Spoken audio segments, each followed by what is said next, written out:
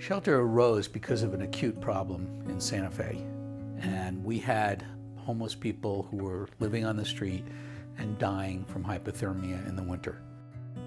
In the fall of 2009, I began working more intensely with this coalition of faith communities and try to get a permanent shelter for homeless people in Santa Fe. We invited county officials, we invited state officials, we invited local city councilors and the mayor. I felt very strongly that the attempt to privatize social services ended up hurting people. And this is a public need, and you've got to step forward and provide a space for us. And that's how we got started. The faith groups working together long preceded my arrival here. And I really do think it's amazing that all these faith groups work together. We have everyone from A to Z, from the Adventist to the Zen Buddhist. Upaya is a local Santa Fe Zen center. You know, this is just our community work to show up here all year round. It's a very basic practice of generosity and connecting, just connecting with people, and instead of making them something other or different than yourself, you connect a person to person, a human being to a human being. Hi there. I hope you're hungry. We have about almost 2,000 active volunteers. We have core teams and we have host teams, and at nights they rotate, and the larger faith groups might take a week to feed people. The smaller faith groups or community groups might take a night, but it all works. We're the only come-as-you-are shelter in northern New Mexico, or a minimal barrier shelter, which means we accept everyone. So most of the people we see have mental health issues.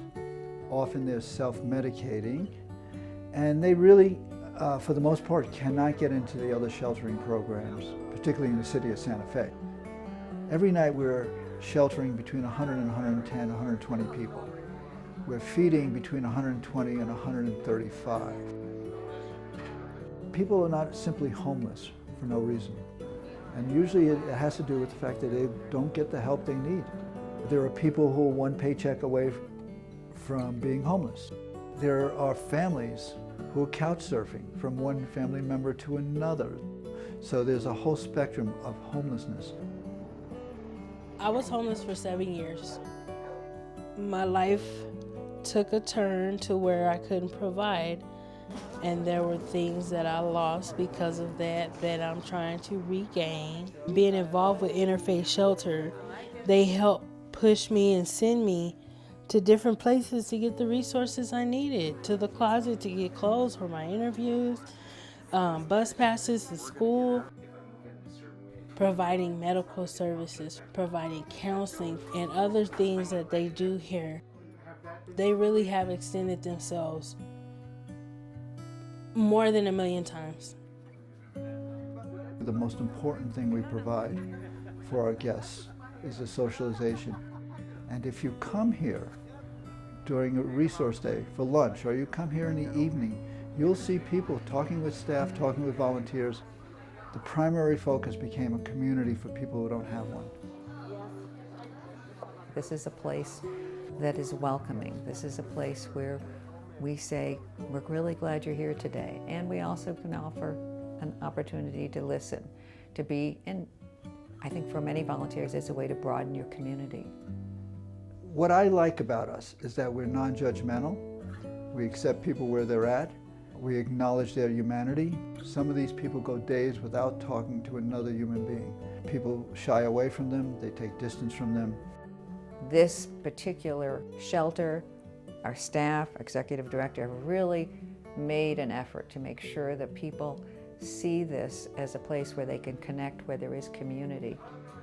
We have tables and chairs for people when they come in to eat, so we eat around the table together. It's not just taking a plate and going off by yourself. There's a lot of services going out of this building. We have 12 partner providers. The VA is here, LifeLink is here 5 days a week. We have the Food Depot here on Fridays, enrolling people in food stamps. We have homeless court. Judge Vigil comes in, and she comes in and presides over her court here.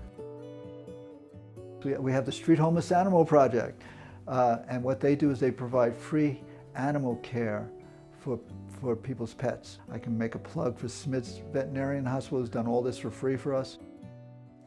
We also do an art group.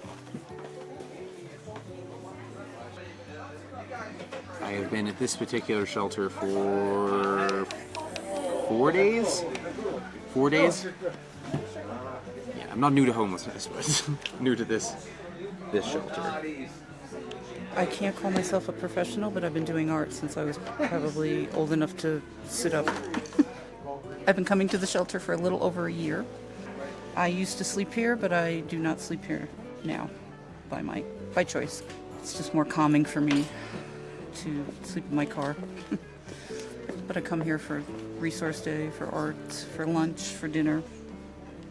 We do haircuts here for people. They get free clothing here. Last year we gave away more than 33,000 articles of clothing. And then one of my favorites is the Santa Fe Desert Corral. Janice came in here and said she had seen a homeless choir in, I believe it was Dallas, Texas, and she said, would you like to do that here? And I said, are you kidding me? Because anything that helps our guests feel better and normalize their life is a great thing.